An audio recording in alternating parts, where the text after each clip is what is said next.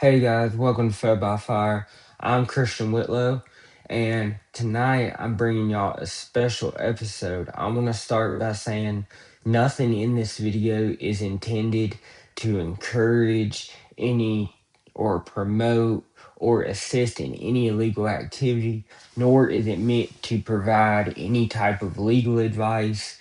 The information shared in this video is based on public records, publicity, available case law, documented reporting, and personal experience, and is presented to just educate the public and how law enforcement investigations work.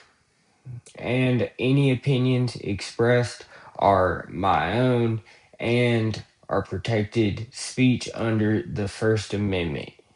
Amen to that. I'm not affiliated with speaking for or representing any type of law enforcement agency or government entity. Just put that out there. If you are under investigation or facing criminal charges, please do not rely on this video. Consult a qualified attorney licensed in your jurisdiction. So this is for entertainment via and education purpose only. Names, details, and scenarios may be altered for the privacy and clarity. And in tonight's episode, what we're gonna really break down is, the things that you need to look for and what it means to be under investigation by a federal or local law enforcement entity in 2025 and how the game has evolved.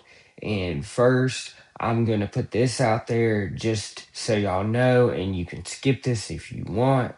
I'm not trying to preach, but I'm going to put you on game right now and tell you what I had to realize myself. The first thing I had to realize is you will never beat them. Whatever money you're making now, you're going to have to factor in the time you're going to do away from your family. And if not, it's not if, it's when. And we're going to discuss the facts and the education part. And then towards the end, I'm going to talk about my own personal experiences with raids and all that fun stuff. Being investigated usually means that law enforcement is collecting information to decide whether to arrest or charge you. So interviews, records, surveillance, search warrants, etc. emphasize that that you can be on their radar long before you're ever arrested or detained or even contacted directly. The signs you may be a target are, first of all, direct contact from a detective or agent. Lawyers flag that a phone call, a voicemail, or a business card left on the door by a detective is often the very first concrete sign of an investigation, even if they frame it as we just want to ask you a few questions. That cops talking to people around you, attorneys describe police quietly interviewing friends, family, co-workers, neighbors, roommates, anybody that knows you on a daily basis to check your alibis, your daily habits, your ownership, your financial means, or certain items. That's usually a major sign of an active investigation going on. It's, not exactly randomness.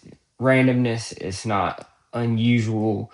Sometimes it's unusual social media interests. Some defense lawyers warn that sudden friend request or increased interaction from strangers online can be part of social media intel gathering by local law enforcement. And another thing is increased physical surveillance. Law firm guidance mentions unfamiliar vehicles parked near your home or work, and people watching you over multiple days as possible indications of surveillance. And I've seen this myself. Plus, concerns about monitored communication, such as wiretaps. Now, let's talk about the toys they got in 2025, the thermal imaging, the heat cameras. In the famous Kylo case, agents used a thermal imager to scan a home they suspected it was a bud grow.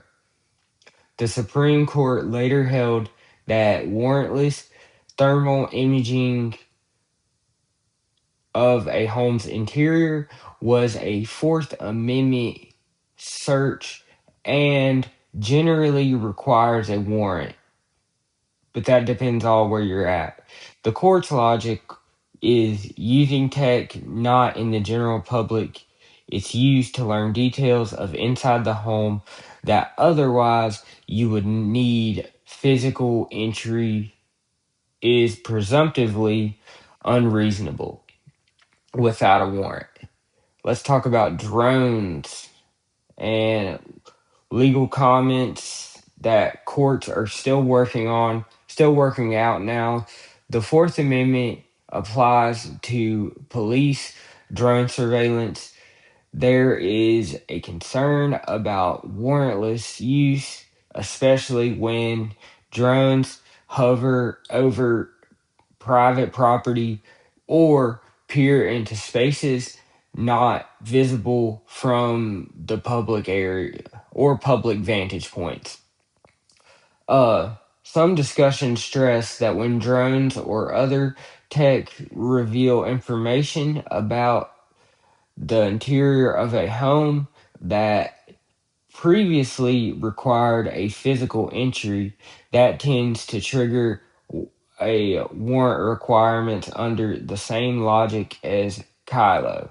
Here's where, modern toys collide with old school rights. So, the more advanced, the more gadgets we get, the more likely the courts are to say, get a warrant if you're pointing that at someone's home. But it's so easy for them to get a warrant. But I know what it's like to be raided. I know what it's like to be hit by a task force. You can describe a composite based on patterns, a pre-raid setup.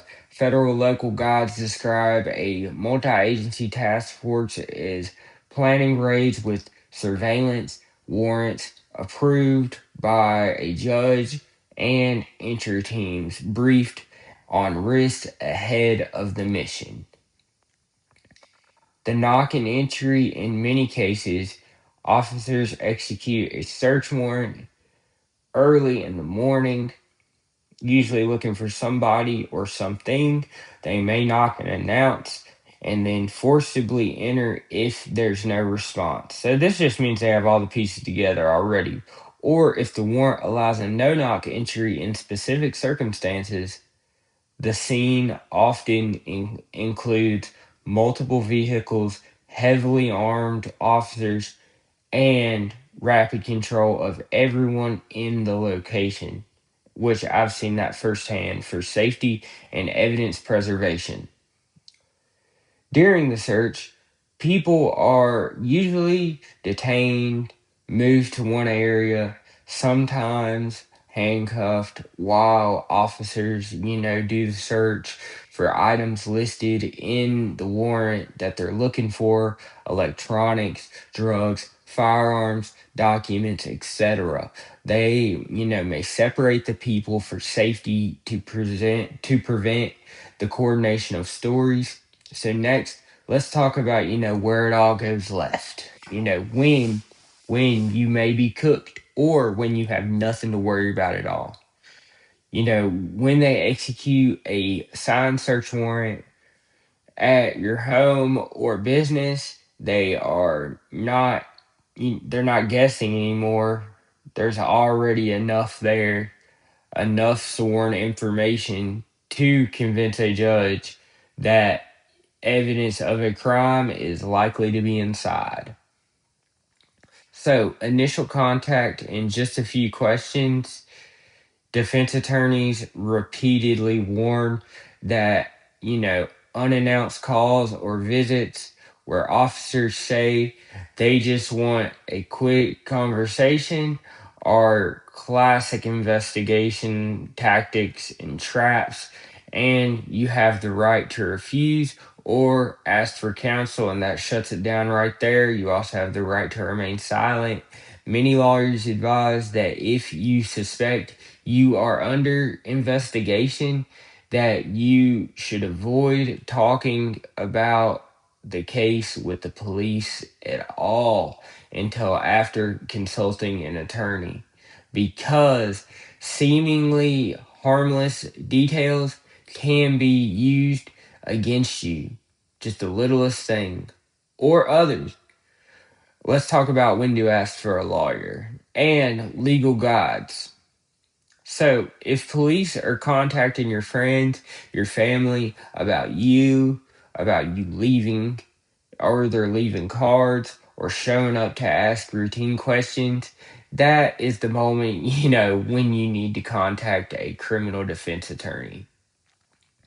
Not after you're arrested during any custodial interrogation. You can clearly state that you want counsel, that you want a lawyer, and do not wish to answer any further questions. At that point, questioning is supposed to be over until counsel is present.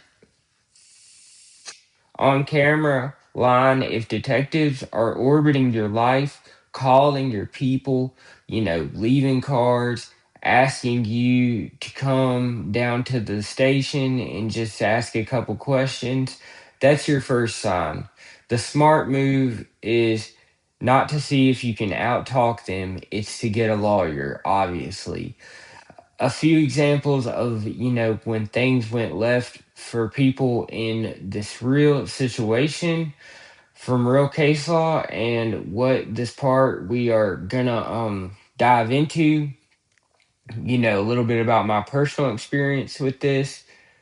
Okay, one of my first memories growing up was my dad having a standoff with the police, and you fast forward to when I'm 11, I am in the same house as, a close family member when he's took down for manufacturing, get 7 years. I've been raided when I was 15.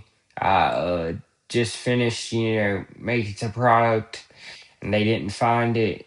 There was a time I had a magnetic box full of stuff under the hood and watched, the car get towed away with the stuff still under the hood.